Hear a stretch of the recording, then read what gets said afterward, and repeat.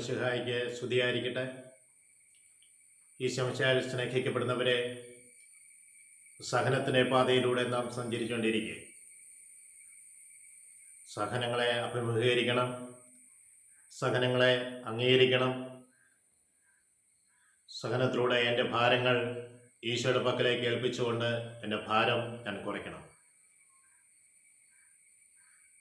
മത്തായിയുടെ സുവിശേഷം 11-ാം അധ്യായം 28-ാം തിരുവചനം ഇങ്ങനെ നമ്മളോട് പറയുന്നു: അധ്വാനിക്കുന്നവരും ഭാരം വഹിക്കുന്നവരുമായ നിങ്ങളെല്ലാവരും എൻ്റെ അടുക്കൽ വരുവിൻ, ഞാൻ നിങ്ങളെ ആശ്വസിപ്പിക്കാം.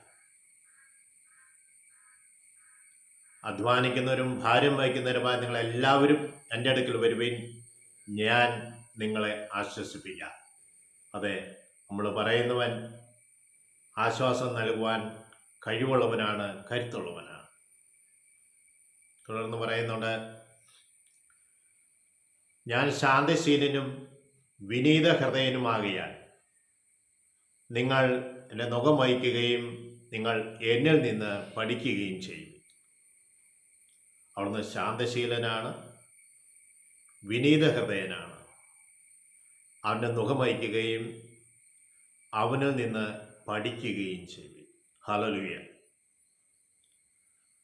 അപ്പോൾ ദൈവത്തിൽ നിന്ന്, പുത്രനായ മിശിഹ ആയ ഈശോയിൽ നിന്ന്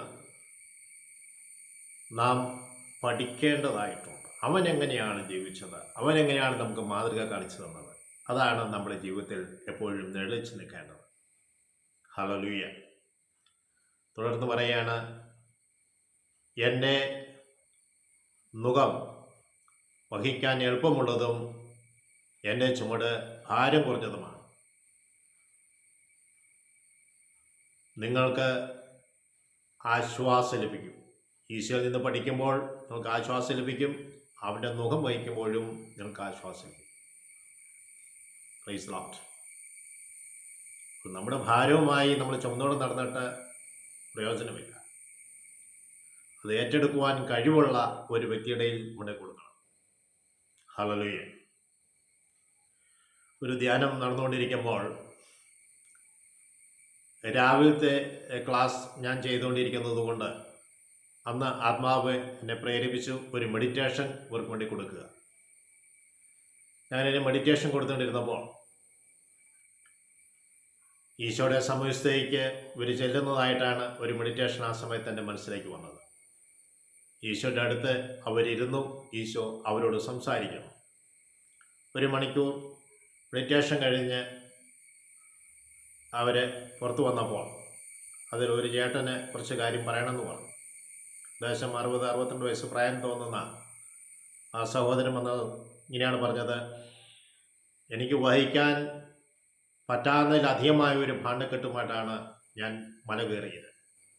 അതെൻ്റെ കുടുംബ പ്രശ്നമുണ്ടായിരുന്നു, എൻ്റെ കേസുണ്ടായിരുന്നു, എൻ്റെ മക്കളുമായിട്ടുള്ള ചില പ്രശ്നങ്ങളുണ്ടായിരുന്നു, ഭാര്യയുമായ ചില അസ്വസ്ഥതകളുണ്ടായിരുന്നു, വികാരിച്ചനുമായ ചില പ്രശ്നങ്ങളുണ്ടായിരുന്നു. ഇതെല്ലാം ഞാൻ ഈ ഭാണ്ഡക്കെട്ടിൽ കെട്ടി. മലമുകളിൽ ചെന്ന് ഈശോ എന്നോട് ഇരിക്കാൻ പറഞ്ഞപ്പോൾ ഞാൻ ഈ ഭാണ്ഡക്കെട്ടെല്ലാം ഈശോയുടെ മുമ്പിലേക്ക് നീക്കി വെച്ചു. ഈശോ എന്നോട് പലതും സംസാരിച്ചു. ഞാൻ തിരുത്തേണ്ട ചില കാര്യങ്ങൾ ഞാൻ ഭാണ്ഡക്കെട്ട് ഈശോയുടെ എനിക്ക് കൊടുത്തിട്ട് പോന്നു. ഞാനിപ്പോൾ ഫ്രീ ആണ്. ഞാൻ തിരുത്തേണ്ട ചില കാര്യങ്ങൾ ഈശോയോട് പറഞ്ഞിട്ടുണ്ട്.